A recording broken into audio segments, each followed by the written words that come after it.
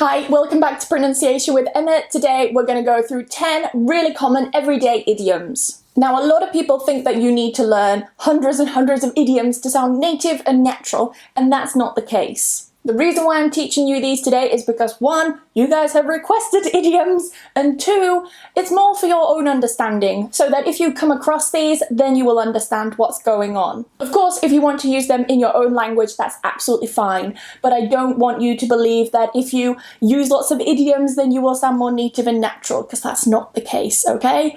Just wanted to get that clear. Before we get started with our list, I just want to thank today's sponsor, Skillshare. Skillshare is an online learning community where they have thousands of inspiring classes for creative and curious people.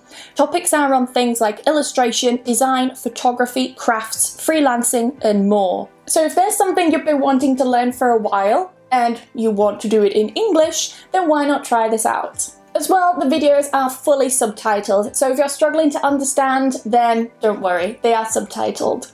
I've been taking some classes myself on this platform and I do find them to be very high quality. There are ones about YouTube, so if you're an English teacher and you're thinking of starting a YouTube channel, there are many courses about design, illustration, marketing, freelancing, so loads of things to choose from. I've been taking some classes on Zanzani and Nabil's course, so she talks about learn to paint autumn trees with watercolour, and there is a section where other members can post their pictures of what they've done, and honestly there are some people in there who are so talented, and it's so nice because it's almost like a kind of classroom atmosphere, so you get to engage with other members on the platform as well, ask questions so you can practice your writing and your reading. It's really just a fantastic place to learn something new, and there's a nice community within there as well. So if all of that sounds like your cup of tea, there's an extra idiom for you, then there is a link down below in the description. The first 1,000 people to use that link will get a free trial of the premium membership on Skillshare. So enjoy! So the first one is hang in there. Hang in there. This is similar to wait, but we normally use this in situations where it's not very pleasant and it's very bad, and we're telling someone to wait for something better to happen. So it's not the same as wait, like hold on. It's more like just be patient for something better to happen. For example, I know things are really tough right now, but just hang in there and things will get better. Hang in there in this context is like wait, be patient for things to get better and improve. Number 2 is once in a blue moon, and this means rarely, when something rarely happens. For example, Emma, how often do you go to the gym? Probably once in a blue moon. Rarely. I rarely go to the gym. Number 3 is to have butterflies in your stomach, or my stomach, or his stomach, her stomach, their stomachs. You just change the pronoun there. So to have butterflies in your stomach means that feeling you get when you're very nervous about something. You can feel like in your belly that it's kind of tingling and it kind of feels a bit weird. That is butterflies. Of course, not really, but it's how we describe them in English. So it's the feeling you get when you're really nervous. For example, I have an exam this weekend and I've got butterflies in my stomach. Like, I feel really nervous and I have that weird tingling sensation in my belly. Number 4 is on the ball, and I use this a lot with my students. So this is when you're quite knowledgeable and you're quite quick to react and act to things. For example, John was really on the ball today in class. He was answering all the questions that I was asking him. He was so quick, really on the ball.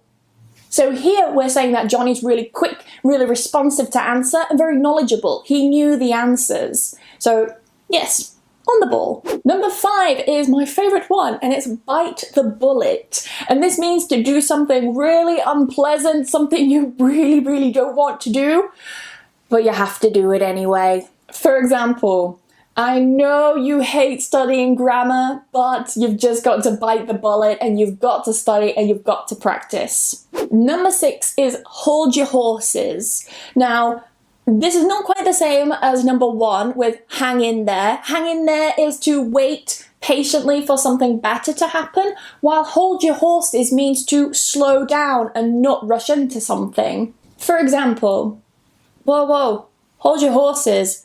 let's read this contract properly before we sign it.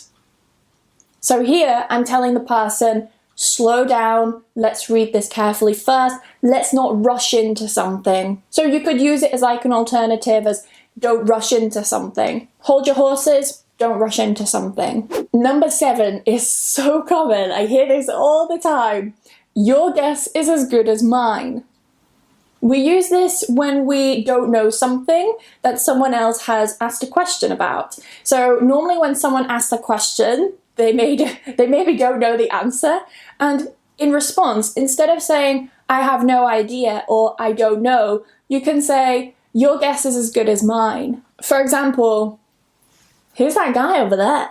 Your guess is as good as mine. Meaning, I have no idea either. I don't know either. Number 8 is to bite off more than you can chew. So to bite off more than you can chew means to take on a responsibility that's way too much for you, or to take on more work than you can handle. For example, I'd definitely bitten off more than I could chew when I decided to take that second job. Meaning, I definitely took on way more responsibility and work than I could handle when I took on that second job. Number 9 is to spill the beans. This one may get shortened to just spill, and I'll explain in an example in a moment. But this means to reveal a secret, tell a secret. For example, I know you're hiding something from me. What's the secret? Spill the beans. Or, what's the secret? Spill. Tell me. Spill. This means, tell me the secret. I want to know the secret. And number 10 is to pull someone's leg. Now I know that there are various ways to say this in different languages. Some of my Spanish students tell me, I'm pulling your hair. And at first when I heard this, I thought, pulling my hair? So any Spanish speakers, it's not pulling your hair, but it's pulling your leg. I don't know why we changed the body part, but we did. So to pull someone's leg means to joke with someone, to mess with them a little bit and to joke with them. For example, don't listen to him, he's just pulling your leg.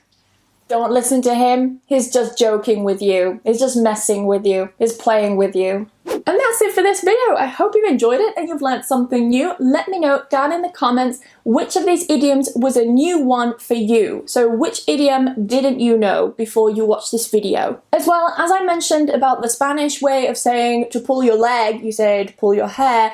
Let me know down in the comments if there are any other idioms that I mentioned today where you have something similar in your language, or maybe it is completely different. Let me know down in the comments because I love things like this. I hope you have a fantastic day and I will see you very soon. Bye bye guys. Nearly forgot the kiss. See you.